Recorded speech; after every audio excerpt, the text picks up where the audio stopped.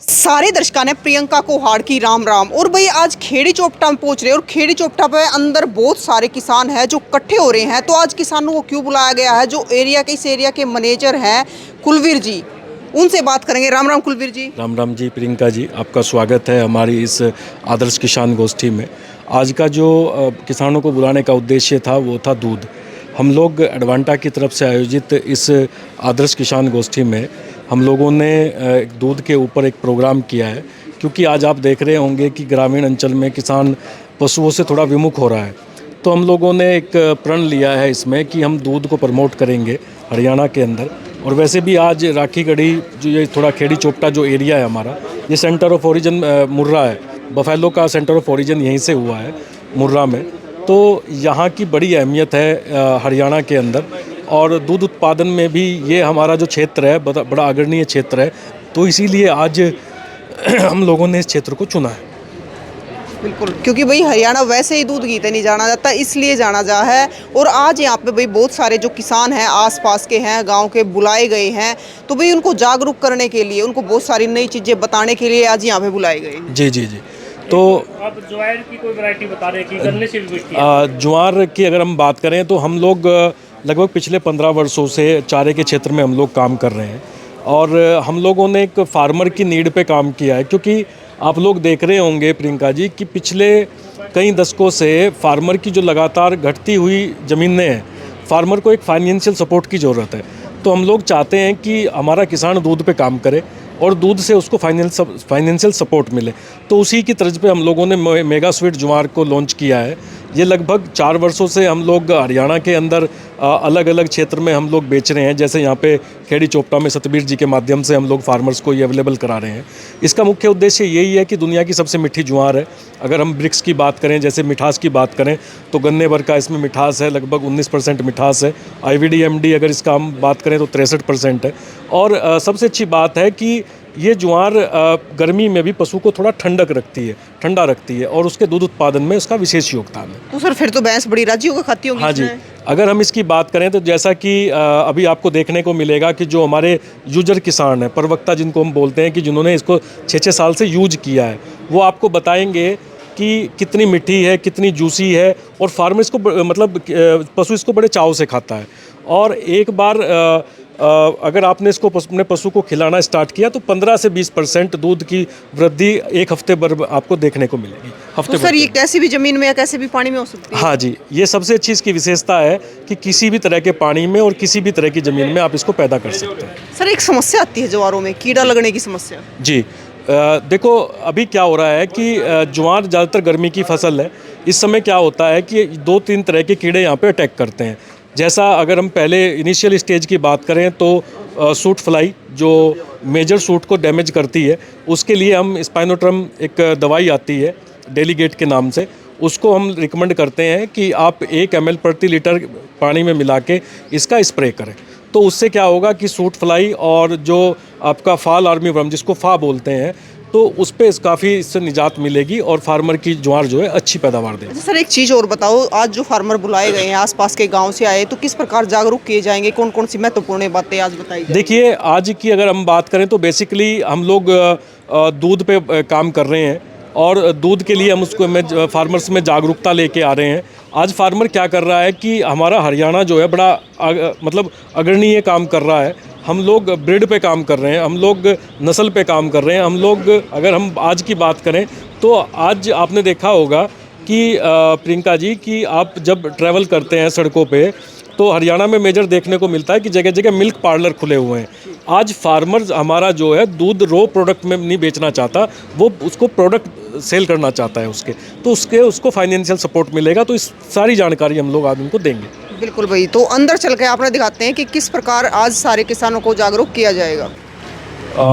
तो जैसा कि मैं बता रहा था कि हम लोग आज चारे पे बात करेंगे, दूध पे बात करेंगे, और ये जो कंपनी है एडवांटा, इस कंपनी के बारे में हम बात करेंगे कि ये कर क्या रही है और कब से काम कर रही है आपके बीच में, और इसका उद्देश्य क्या है।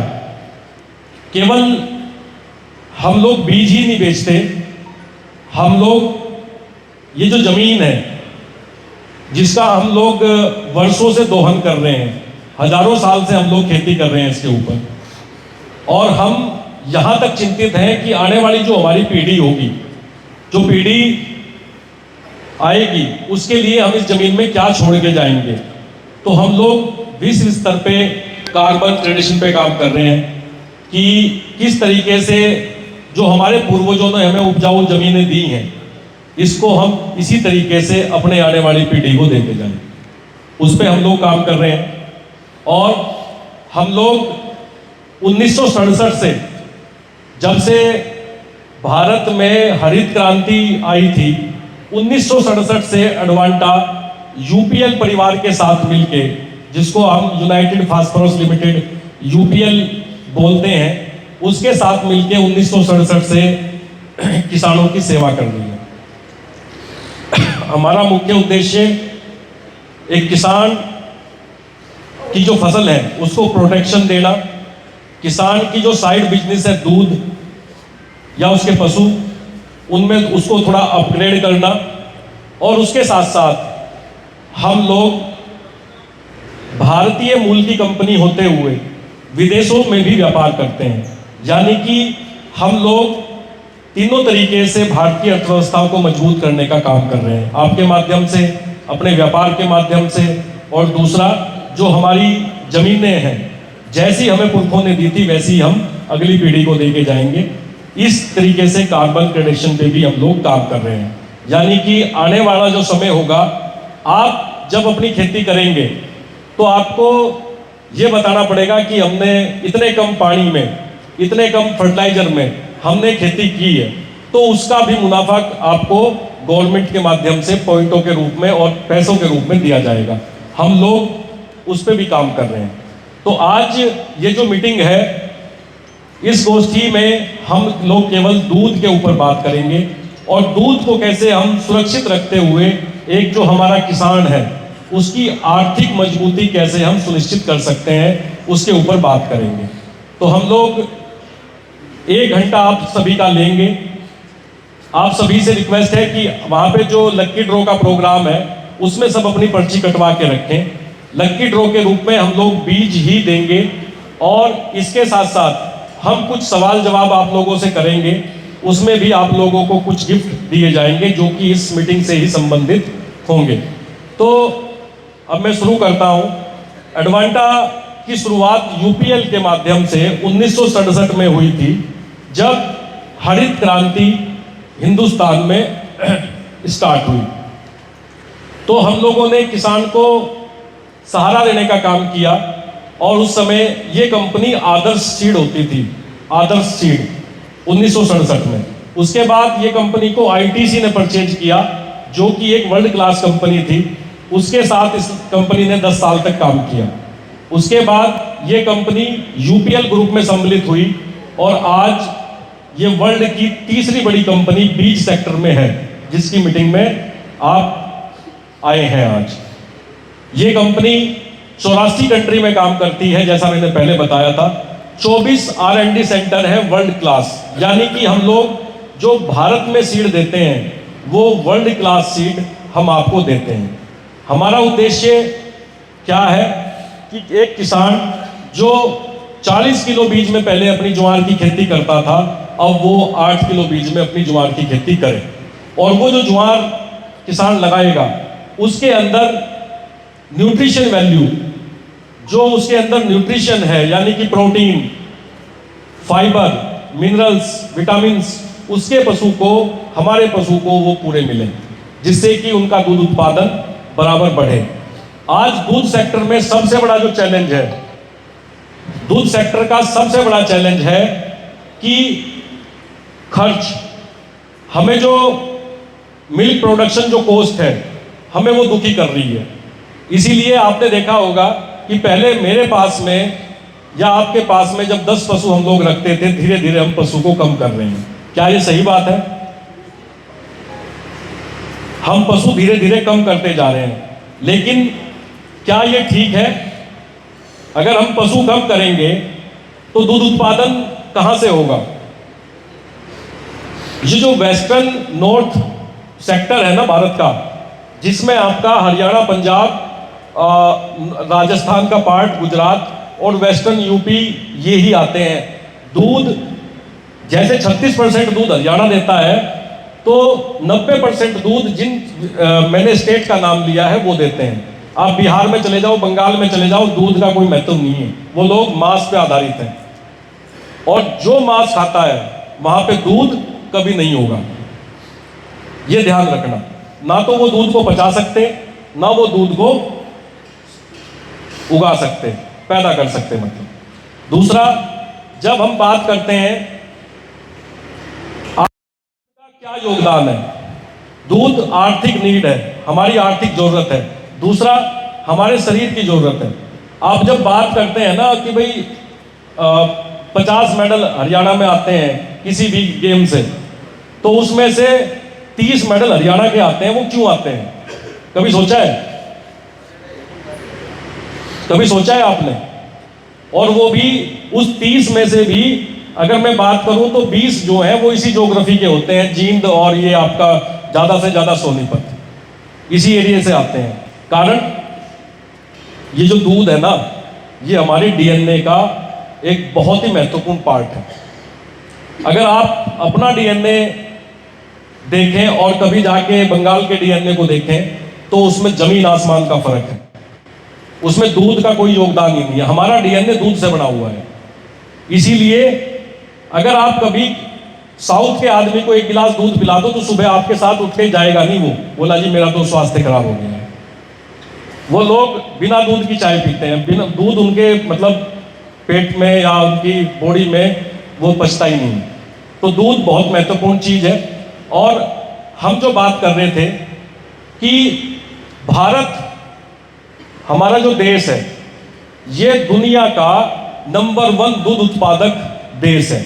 लेकिन जब बात आती है कि प्रति पशु दूध उत्पादन कितना है, तो हरियाणा को छोड़ दें, जब औसत आता है फिर तो हम 10वें स्थान पे चले जाते हैं। पहले स्थान पे छोटा सा ब्राजील एक कंट्री है, वो आ जाता है।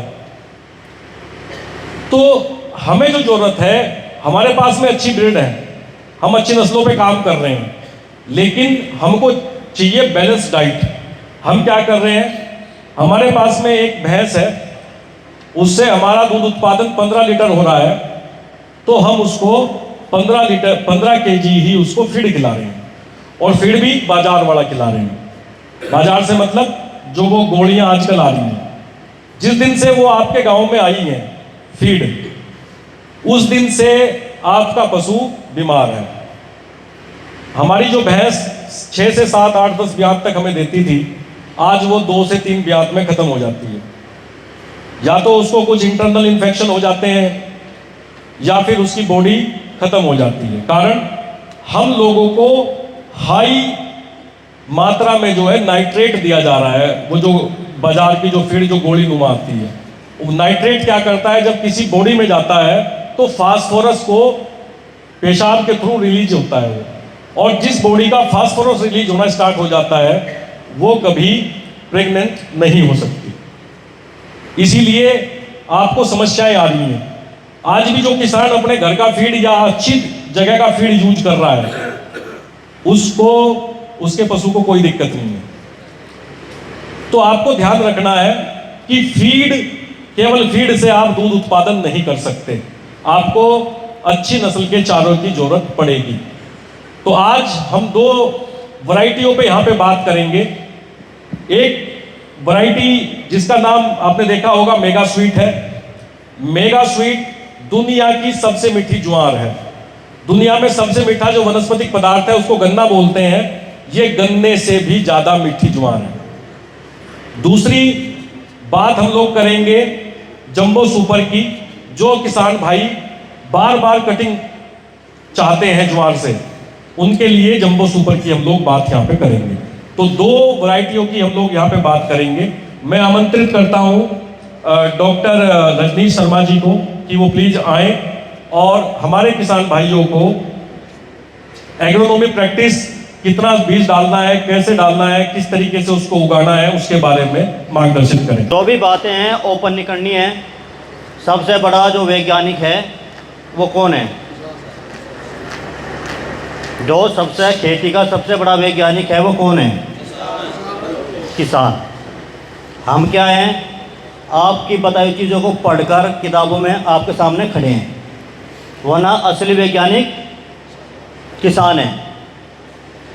जो एक्सपीरियंस आपको है वो हमें नहीं हो सकता, लेकिन ये ज्ञान है, जितना बांटेंगे उतना मिलेगा। आज हम बात करेंगे अडवांटा। अभी कुलवीर जी ने आपके सामने बताया कि अडवांटा कैसे ग्रो कर रही है और कब ये कंपनी बनी। छोटा सा एक उदाहरण बता रहा हूँ आपको। अभी ये सर्दी का मौसम गया है, हमारा ये घास आता है मक्खन ग्रास। सबने सुना है नाम उसका? सभी ने सुना है। ये मक्खन ग्रास कहाँ से आया ये नाम? आज भी हिंदुस्तान में किसान भाइयों को इसका जो ओरिजिनल नाम है नहीं पता। 90% फार्मरों को इस फसल का क्या नाम है नहीं पता। इसका जो असली नाम है वो राय ग्रास है। क्या है? राय ग्रास। और लेकिन इसको क्या बोलते हैं? मक्खन घास। क्यों बोलते हैं? इसकी भी एक हिस्ट्री है। जब हमने सबसे पहले 2011 में इसके डेमोस्ट्रेशन अलग अलग किसानों के यहाँ पे लगाए, तो नाम तो उसका रेग्रास था। तो हमने जो है वो छोटे छोटे सैंपल लगवाए। तो फिर हमने आप जैसे आज मीटिंग है, ऐसी मीटिंग की, किसानों से पूछा भाई इसका क्या नाम रखें, क्योंकि ओरिजिनल नाम तो रेग्रास है। तो किसान भाइयों ने बोला कि हमें ये तो पता नहीं कि इसका नाम क्या रखोगे, लेकिन एक बात ज़रूर है, जब से हमने मक्खन ग्रास ये जो अपना घास आपने दिया था ये हमने अपने पशु को खिलाया, तब से हमारे दूध में मक्खन बढ़ गया। मक्खन जिसको हम नूनी घी बोलते हैं, अब वो बढ़ गया। तो इसलिए इसका नाम क्या रख दिया फिर? मक्खन ग्रास। वो किसने रखा? वो किसानों ने रखा, क्योंकि किसानों ने उसको देखा कि मक्खन ग्रास में क्या क्वालिटी है। क्वालिटी क्या है कि उसे खिलाने से आपकी भैंस के अंदर जो फैट की मात्रा है, जो दूध की मात्रा है वो बढ़ रही है। फैट बढ़ेगा, ऐसा ना बढ़ेगा तो ऑटोमेटिक आपका मक्खन बढ़ेगा, घी बढ़ेगा। तो वो नाम रखा मक्खन ग्रास। अब हम बात करते हैं कि हम आज ये संगोष्ठी क्यों कर रहे हैं। ज्वार तो किसान आज से नहीं 50 साल से लगा रहा है। आपकी भी उम्र 50 साल 40 साल हो गई ज्वार लगा रहे हैं, लेकिन आज की ज्वार में और पहले की ज्वार में कितना अंतर आ गया। पहले जब हम ज्वार लगाते थे वो 1 किले में 40 किलो 45 किलो की मात्रा डाल रहे थे, इतनी थी ना। जो अब खुली बाजार बोरी में आती थी, हरी गंगा, ये MP चेरी या लोकल ज्वार के नाम से 40 किलो पर किले के हिसाब से हम खेत के अंदर डाल रहे थे। लेकिन आज हम कितनी डलवा रहे हैं आपको? जो हम अपनी मेगा स्वीट डलवा रहे हैं वो कितने डलवा रहे हैं? 1 किले में 8 किलो। तो कितना बीज कम हो गया? कहाँ 40 किलो और कहाँ पे 8 किलो। दूसरा एक हमारा है जंबो सुपर। जंबो सुपर हम कितना डलवा रहे हैं? 10 से 12 किलो। तो कहाँ 40 किलो और कहाँ 12 किलो। तो कुछ न कुछ बीज के अंदर क्वालिटी आई है, तो बीज की मात्रा कम हुई है। क्योंकि एक बीज को बनाने के लिए कंपनी को 10 साल लगते हैं। कितने साल लगते हैं? 10 साल की मेहनत के बाद वो बीज आपके पास आता है, और उस 10 साल में उसको हर एक टेस्ट में गुजरना पड़ता है। जो हमारे वैज्ञानिक है 3 साल मेहनत वो करते हैं, उसके बाद में 2 साल हमारी टीम है जो पूरे हिंदुस्तान में उसको टेस्टिंग करती है। उसके बाद वो सीड जितनी भी एग्रीकल्चर की यूनिवर्सिटी हैं उनमें टेस्ट होता है। वो टेस्ट होने के बाद फिर वो आपके यहाँ बेचने के लिए हम लाते हैं। तो 10 साल एक प्रोडक्ट को लॉन्च करने में लगते हैं। और मैं आपको बता दूं कि यूनिवर्सिटी वाले फ्री में टेस्ट नहीं करते। हम एक यूनिवर्सिटी में एक हाइब्रिड टेस्ट कराने के लिए 2 लाख रुपए पेड करते हैं, और हिंदुस्तान के अंदर 25 यूनिवर्सिटी हैं। तो एक साल में अगर हम 25 यूनिवर्सिटी में टेस्ट करा रहे हैं, 2 लाख के हिसाब से कितना हो गया? 50 लाख रुपए हम जो है गवर्नमेंट को यूनिवर्सिटी में टेस्ट करा रहे हैं, जिससे कि जो प्रोडक्ट है उसके अंदर क्या खूबी है, क्या इशू है, वो हमें पता लग जाए।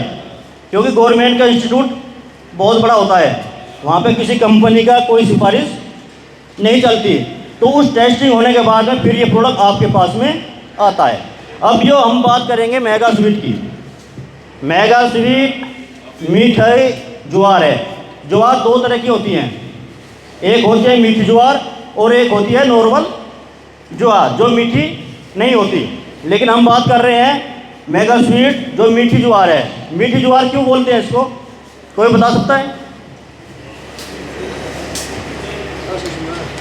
मीठी ज्वार इसलिए बोलते हैं क्योंकि इसके अंदर रस होता है। वैज्ञानिकों ने, जो हमारे साइंटिस्ट हैं, उन्होंने ज्वार का क्रॉस गन्ने से कराया है। किससे कराया है? ज्वार का क्रॉस गन्ने से कराया, तो गन्ने के 50% गुण ज्वार में आ गए, तो जिससे इसके अंदर मिठास की मात्रा बढ़ गई। इसके अंदर मिठास इतना होता है जितना गन्ने के अंदर होता है। फ़र्क इतना है, गन्ने से हम चीनी बना सकते हैं, जो ज्वार का जो जूस होता है उससे चीनी नहीं बनती, क्योंकि गन्ने के जो जूस है उसके अंदर रवा होता है और ज्वार के जो जूस है उसके अंदर रवा नहीं होता, मिठास होता है। तो ये हमने उससे क्रॉस करने के बाद मेगा स्वीट का प्रोडक्ट बनाया है। और हम हिंदुस्तान में नहीं, पूरे वर्ल्ड में एकमात्र कंपनी है जो ज्वार पर काम कर रही है। पूरे वर्ल्ड में हमारी ये कंपनी है अल्टा सीड के नाम से है। अमेरिका की सबसे बड़ी कंपनी है, जिसको यूपीएल ने 1918 में परचेज किया। अल्टा कंपनी अमेरिका की बहुत बड़ी कंपनी है, जिसका पूरा का काम ज्वार पे ही है। वो दाने वाली ज्वार भी बनाती है और चारे वाली ज्वार भी बनाती है। लेकिन 2018 में यूपीएल ने उसको भी अपने अंदर एक्वायर कर लिया। तो अब हमारे पास में बहुत बड़ी एक लाइन है, क्योंकि हम जो है आगे हम बात करते हैं ज्वार की, तो ज्वार में कम से कम हमारे पास में 5000 वैरायटी हैं। कितनी? 5000 वैरायटी। जब हमारा पहले साल में 3000 टेस्ट एंट्री करता है, तो 10वें साल में जाकर वो एक हाइब्रिड देता है। अब आप सोचो कि वो कितनी कठिनाइयों से गुजरता है, तब आप जाके ये हमारे प्रोडक्ट आपके पास आते हैं। अब हम बात करते हैं मेगा स्वीट की। मेगा स्वीट का रेट, सीड रेट, बीज की मात्रा है 8 किलो पर एक कार्ड। लेकिन समस्या एक आ रही है, जो अच्छे फार्मर हैं वो चारे की खेती अच्छी करते हैं, वरना आज भी किसान 80% किसान घास को घास ही समझते हैं, चारे को चारा ही समझ रहे हैं, उसको खेती नहीं समझ रहे हैं। क्यों? क्योंकि ये जो चारा है ये किसके लिए है? ये हमारे लिए नहीं है, ये उस बेजुबान के लिए है जो बोल नहीं सकता। सिर्फ अपना वो टेस्ट आपको बता सकता है, लेकिन वो बोल नहीं सकता, क्योंकि ये जाना किसको है? भैंस को और गाय को जाना है, लेकिन वो बोल नहीं सकता। इसलिए फार्मर इसको इतने लाइट लेता है कि इसके अंदर कोई भी एक्टिविटी नहीं करता। दुकान पे गए, बीज ले आए, जो आपका सबसे ख़राब खेत है उसके अंदर बोएंगे। खाद के लिए बोले है तो डाल दिया, नहीं तो नहीं। किसान को बोलेंगे इसके अंदर घास हो गया, इसको आप निकाल दो या कोई दवाई मार दो, तो एक ही जवाब आता है, घास के अंदर घास ही आएगा और क्या आएगा। कोई बुराई करता है इसमें? नहीं करता। लेकिन उससे हमारे चारे की क्वालिटी भी डाउन हो रही है और हमारे चारे की पैदावार भी घट रही है। क्योंकि हमारी मेगा स्वीट पर चैलेंज से बोलता हूँ, 1 किले के अंदर 300 कुंटल आती है, कम से कम 300 कुंटल। 300 कुंटल तो गन्ना भी नहीं बैठता, लेकिन हमारी ज्वार 300 कुंटल बैठती है। लेकिन कब बैठेगी? जब आप उसमें पूरा प्रॉपर तरीके से काम करोगे। हमने बोला कि 1 एकड़ के अंदर 1 बैग डीएपी, 1 बैग डीएपी और 25 किलो पोटास बुआई से पहले खेत के अंदर डालना है। हम बोले हैं कि आप अपनी खेती जो बुआई करते हैं रोटावेटर से नहीं करनी, लेकिन 80 के 90% फार्मर रोटावेटर से ही बुआई कर रहे हैं। इतने तो कर रहे हैं ना, जबकि रोटावेटर बुआई करने वाला यंत्र नहीं है। रोटावेटर खेत को तैयार करने वाला यंत्र है, लेकिन फार्मर छोटे से लालच के लिए रोटावेटर से बुआई कर रहा है। उसका बेनिफिट और कितना नुकसान क्या है मैं आपको बताता हूँ आज। बेनिफिट सिर्फ एक ही है कि आपको खेत अच्छा भरपूरा दिखता है। जब आप रोटावेटर से कोई चीज़ बोते हैं तो आपको खेत बहुत अच्छा दिखेगा, भुरभुरा दिखेगा, एकदम प्लेन दिखेगा, आपको पाटा मारने की ज़रूरत नहीं है, मेज मारने की ज़रूरत नहीं है, तो आप खुश हो जाते हैं, जबकि वो बहुत नुकसानदायक है। रोटावेटर कैसे चलता है? रोटावेटर ऐसे घूमता है, उसके अंदर फाड़ है ना, घूमता है ना। जब आपने सीड को छिंटा मारा और आपने रोटावेटर चलाया तो वो बीज जो आपने डाला है वो कितने भागों में बट गया, बताओ कोई? रोटावेटर से आपने खेत की बुआई करी, बीज का छिंटा मार दिया और रोटावेटर चलाया तो आपका बीज कितने भागों में बट गया? 3 भागों में बट गया। एक तो जो सबसे नीचे गया, एक वो जो बीच में रहा और एक जो सबसे ऊपर रहा। अब मेरे को ये बताओ, आपने बीज तो डाला कितना? 8 किलो, और वो डिवाइड होगा कितनी जगह? 3 जगह। तो 3 जगह में 2 जो भाग है, नीचे वाला और ऊपर वाला, क्या उसका जर्मिनेशन आ जाएगा? आ जाएगा उसका जर्मिनेशन। किसका आएगा? जो बीच में है। तो इसका नुकसान किसको जा रहा है? मैं आपको एक फैक्ट बता रहा हूँ, यहाँ पे बहुत से किसान भाई बैठे होंगे, काम करते हैं। कंप्लेन उन्हीं के यहाँ पे क्यों आती है जो दूसरे के यहाँ पे काम कराते हैं ट्रैक्टर से? जिनके खुद का ट्रैक्टर है, जो खुद के काम कर रहे हैं, वो रोटावेटर से बोए या मशीन से बोए, जर्मिनेशन का इशू तो नहीं आता? आता है क्या?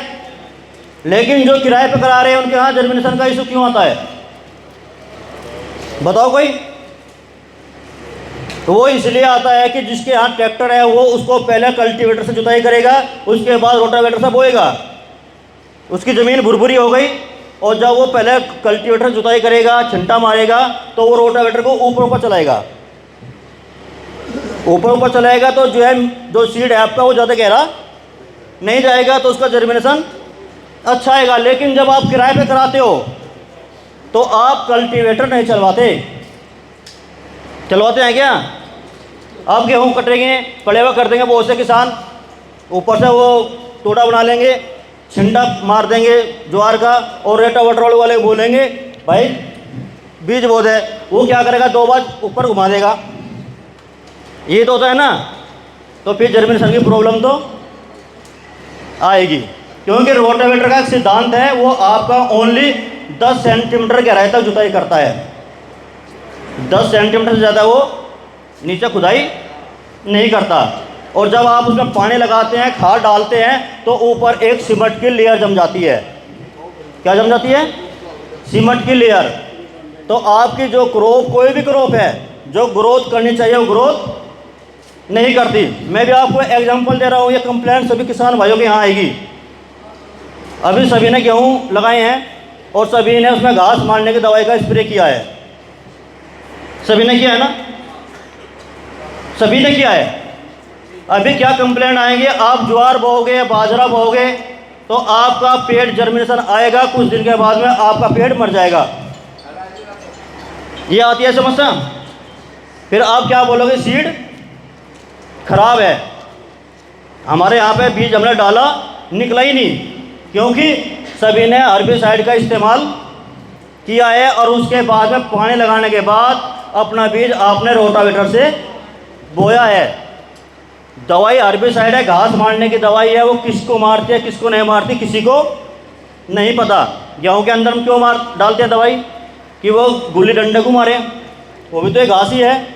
जब हम ज्वार बो रहे हैं तो वो भी तो एक घास ही है, तो उसका असर तो उस पर भी आएगा। अगर आप गेहूं के खेत में पलेवा करके आप कल्टीवेटर से 2 बार अच्छी गहरी जुताई कर दोगे, उसके बाद में आप सीड बोओगे, तो आपके यहाँ ये प्रॉब्लम नहीं आएगी। बहुत से किसान भाई होंगे जिनके यहाँ पे प्रॉब्लम आती है गर्मी में, बोलते हैं कि जर्मिनेशन तो दिखा, लेकिन बाद में प्लांट मर गए और मरने के बाद में फिर कंपनी पर ब्लेम जाता है कि आपका जर्मिनेशन नहीं आया। तो सबसे अच्छा तरीका है, आप गेहूँ कटेंगे, गेहूँ कटने के बाद में पलेवा करो। पलेवा करने के बाद में एक बार हो सके तो गहरा जो पुलाव आता है ना मिट्टी फाड़ने वाला, उससे जुताई कर दो। नहीं तो आपके पास में कल्टीवेटर है, 2 बार कल्टीवेटर या हैरो से उसको मिट्टी को अच्छी तरह जुताई करा दो, जिससे कि उसके जो अवशेष हैं दवाई के या किसी चीज़ के वो नीचे मिट्टी में चले जाएं। दूसरी बात, जब हम गेहूँ को काटते हैं तो उसका जो जड़ें रह जाती हैं, जड़ें तो रहती है ना, कि वो क्या एक पानी लगाने से गल जाएंगी? नहीं गलती। लेकिन जब हम जो है पानी लगा के छिंटा मार कर रोटावेटर चलवा देते हैं तो वो जो जड़ होती हैं गेहूँ की, जब पानी लगता है तो उसके अंदर भी एक गैस बनती है, क्योंकि वो गलेगी। जब वो गलेंगी, गैस बनेगी, तो उसके संपर्क में जो बीज आएगा वो भी मर जाएगा, उसका नुकसान भी आपको उठाना पड़ेगा। तो इनका सबका सलूशन एक है कि आप अच्छी तरह कल्टीवेटर से या हैरो से जुताई कराएं, उसके बाद छिंटा मार के अपना बुआई करें। जितना हो सके आप बुआई जो करें सीड ड्रिल से करें। अब तो सबके पास में सीड ड्रिल आ गई, अब तो सबके गांव में है, तो सीड ड्रिल से बुआई करेंगे तो बहुत ही अच्छा रहेगा। तो इसके लिए आपके एक बैग DAP, 25 किलो पोटास बोने से पहले खेत के अंदर डालें। अच्छी तरह नमी होनी चाहिए। हो सके दोपहर के बाद बुआई करें, 2 बजे से पहले बुआई ना करें किसी भी क्रॉप की। 3 बजे के बाद में बुआई करें, क्योंकि अभी टेम्परेचर बढ़ेगा। अगर आपने सुबह 8 बजे 10 बजे बुआई कर दी और दिन में टेम्परेचर बढ़ गया तो आपका बीज जर्मिनेशन में प्रॉब्लम करेगा। 3 बजे के बाद आप बीज की बुआई करोगे तो रात को ओस पड़ती है, मौसम ठंडा रहेगा, तो आपका बीज जो है वो जल्दी अंकुरित होगा, जर्मिनेशन की समस्या नहीं आएगी। तीसरी बात, हम बोलते हैं कि घास के अंदर घास नहीं आना चाहिए, लेकिन किसान बोलते हैं घास तो घास है, ज्वार हो या कोई जाड़े हो, हमें तो पशु खिलाना है।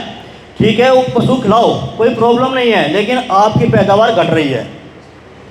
तो इसलिए हम सभी से रिक्वेस्ट करते हैं कि आप जब अपने खेत के अंदर ज्वार, कोई सी भी जंबो सुपर या मेगा स्पीड बोने के तुरंत बाद एक एल्ट्राजिन दवाई आती है, सभी ने सुना है ना, एल्ट्राजिन। तो 500 से 600 ग्राम 1 किले की डोज है। आप तुरंत बोने के बाद एकदम स्प्रे कर दो। उससे क्या होगा कि बहुत हद तक आपके फील्ड के अंदर खरपतवार जो घास आते हैं वो नहीं आएंगे। खरपतवार नहीं आएंगे तो आपका पौधा बहुत जल्दी बाहर निकलेगा और अच्छी ग्रोथ करेगा। तीसरी समस्या सभी किसानों की आती है कि इसके अंदर कीड़ा लगता है। ज्वार के अंदर कीड़े की बड़ी समस्या है, और कोई भी ज्वार हो ये कीड़ा लगता ही है, और जो चीज़ मीठी है तो उस पर ज़्यादा लगेगा। तो इसलिए देखो आजकल केमिकल उपलब्ध हैं, क्रॉप हमारी है। अगर हम कंपनी को बोले कि इसके अंदर से मिठास कम कर दो, अगर मिठास कम हो गई तो फिर ये ज्वार बचेगी क्या? ज्वार नहीं बचेगी, फिर तो ये लक्कड़ बन जाएगी। तो इसके लिए आपको सिंपल काम करना है। जैसे आपने आज बीज बोया, बीज आपका 7 से 10 दिन के अंदर बाहर आ जाता है। आपको किसी से नहीं पूछना है, दुकान वाले के पास जाना है, उसको बोलना है कि मेरे को कीड़े मारने के एक दवाई दे जिसमें साइफर और क्लोरो की मात्रा हो। कौन सी साइफर और क्लोरो? जिसमें कॉम्बिनेशन हो, उसको लेके आओ और उसका स्प्रे मार दो बिना किसी से पूछे। कितने दिन में? 10 से 12 दिन के अंदर अंदर। इशू कहाँ आती है? आपको मालूम है कि कीड़ा लगेगा, सबको पता है कीड़ा लगेगा, लेकिन क्या होता है कि आप इंतज़ार करते हो, इंतज़ार करते हैं कि नहीं अभी तो नहीं लगा। लेकिन ज्वार में क्या है कि कीड़ा लगने के 5 दिन के बाद पता लगता है कि अब कीड़ा लग गया, क्योंकि 3 पत्ती आती हैं, 4थी पत्ती पे वो कीड़ा अंदर से डंक मार देता है, वो सूख जाती है, फिर बाद में नीचे से फूटता है। अगर नीचे से फूटेगा तो आपकी क्रॉप डिले हो गई। तो इसलिए आपको किसी से नहीं पूछना, 10 से 12 दिन के अंदर दुकान वाले के पास जाना, एक अच्छा केमिकल साइफल और क्लोरो लेके आना और उसका स्प्रे कर देना, क्योंकि 10 से 12 दिन के अंदर आप पानी भी खेत के अंदर नहीं लगा सकते। अगर आपको कोई बोले कि 10 से 12 दिन के अंदर आप कोरोजिन डाल दें या डेलीगेट डाल दे, मत डालना। क्यों? क्योंकि कोरोजन को और डेलीगेट को खेत के अंदर नमी चाहिए। खेत के अंदर नमी है तो ये दवाई काम करेगी, नहीं तो ये दवाई काम नहीं करेंगी। तो 10 से 12 दिन के अंदर साइफर और क्लोरो का आप स्प्रे कर दो। उसके बाद जब आपकी क्रॉप 15 से 20 दिन की हो जाएगी, पहला पानी लगेगा। पहला पानी लगाने के बाद में आप कोरोजन, डेलीगेट या कार्टाप या फर्टेरा यूरिया के साथ मिला के खेत के अंदर डाल दो। आप 20 दिन तक इसकी केयर कर लो, उसके बाद में फिर इसमें कीड़े की कोई संभावना नहीं है, फिर आपकी क्रॉप बहुत ही अच्छी होगी। जो हमारी मेगा स्वीट है उसको आपको 75 दिन के बाद काटनी है। जो अपनी मेगा स्वीट है मीठी ज्वार, उसको आपको 75 दिन के बाद काटनी है, 75 दिन से पहले नहीं काटनी। अब आप ये बोलोगे हम इसको ये क्यों बोल रहे हैं कि 75 दिन के बाद काटनी है, हम तो 50 दिन में काट सकते हैं। क्योंकि जो अपनी ज्वार होती है इसके अंदर एक तत्व होता है HCN। क्या होता है? HCN, prussic acid. यानी कि इसके अंदर एक टाइम के अंदर एक जहर बन जाता है। क्या बन जाता है? जहर बन जाता है। लेकिन ये हरियाणा में समस्या नहीं है, लेकिन कुछ एरिया में जहाँ पर नमकीन पानी है, खारा पानी है, वहाँ पे समस्या आ सकती है। क्योंकि जब पौधा यंग अवस्था में होता है, पौधा बढ़ता है, तो उसके अंदर क्या ज़्यादा होता है? पानी की मात्रा ज़्यादा होती है, और ऊपर से हम उस टाइम यूरिया भी डालते हैं। तो जब वो यूरिया पेड़ के अंदर जाता है तो नाइट्रिक एसिड बनाता है। यूरिया जो होता है नाइट्रोजन बनाता है। नाइट्रोजन हमारे लिए अच्छा भी होता है पौधों के लिए, लेकिन अगर वो ज़्यादा मात्रा में हो जाए तो क्या करेगा? वो जहर का काम करेगा। तो इसलिए हम बोलते हैं कि जो भी सिंगल कट की ज्वार है, मेगा स्वीट है, हमारा सूखा ग्रेस है, वो आप 75 दिन के बाद में कटिंग चालू करो।